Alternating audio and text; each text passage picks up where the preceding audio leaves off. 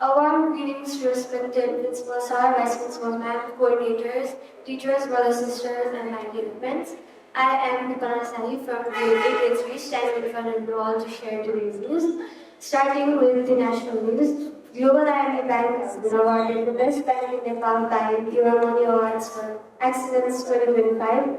This is the third time in 4 years the bank has received this honor, highlighting its strong financial performance and customer service.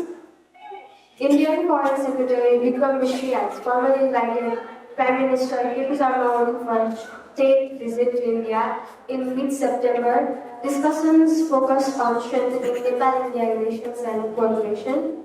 With the international news, in Gaza, Hamas has approved a new ceasefire proposal mediated by Egypt and Qatar. The plan includes a 60-day pause in fighting and an exchange of prisoners and hostages.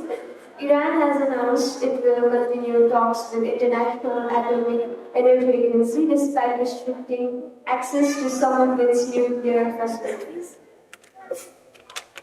Moving on to the sports news. In cricket, Nepal was defeated by the Melbourne Stars Academy by 31 runs in the top 8 T20 series held in Darwin, Australia. Nepal now has 2 wins in 3 matches and remains in close competition for the top spot. And finally, with the weather forecast, today Kathmandu will mostly be cloudy and humid, with a slight change of afternoon showers and thunderstorms.